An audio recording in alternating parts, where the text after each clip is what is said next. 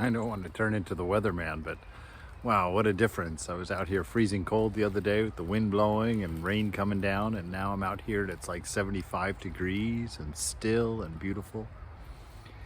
You know, I was looking this morning, I guess we've talked over 200 times, something like that.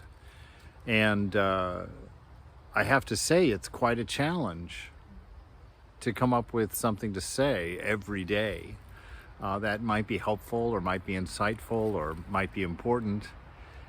And it's really turned me into a listener at every level.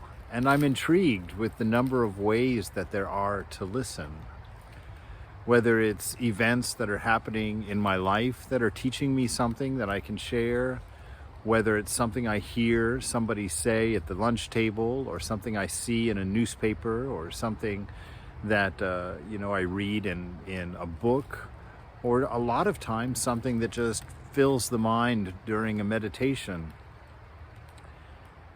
And I've realized that a lot of the practices that I've been doing over the last 20 years have really prepared the mind for that, to be able to hear what I like to call the Song of God, the Song Celestial, the Bhagavad Gita, that sound of the Anahata, which of course I don't think I've heard that in its form that the sages speak of. But I inhabit that idea that I am completely submerged in the Song of God, the Song of the Divine. And, we talk about that in human terms, and quite often we look at the divine in human terms because we want a handle on something, to be able to talk about it and deal with it. But the divine is so immersive and so undefined and so beyond the ken of mind, because there's no time when we talk about the divine. There's no space and causation. It's out of the loop of mind.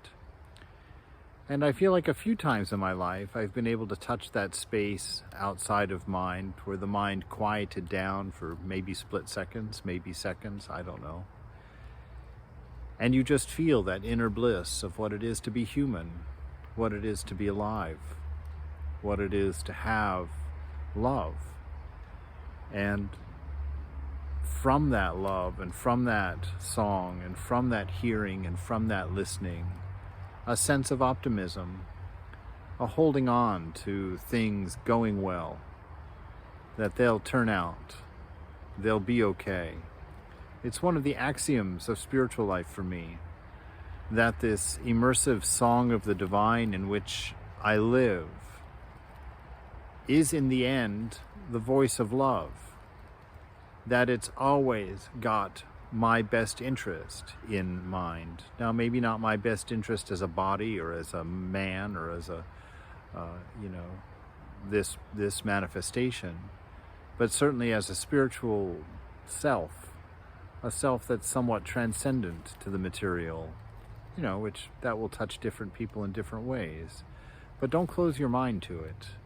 There are experiences and ways of touching it that demonstrate the beauty of such a possibility, and quite possibly the reality of such a beautiful possibility. So be a listener. Open your heart, open your eyes, open your ears, open your mind. Live without expectation. When you walk around with expectations or assumptions, or thinking you've already heard this song or this day or this event before, you miss out on something that might have been lovely, something that might have been inspiring, something that might have been beautiful. In the end, be free. Let go of everything.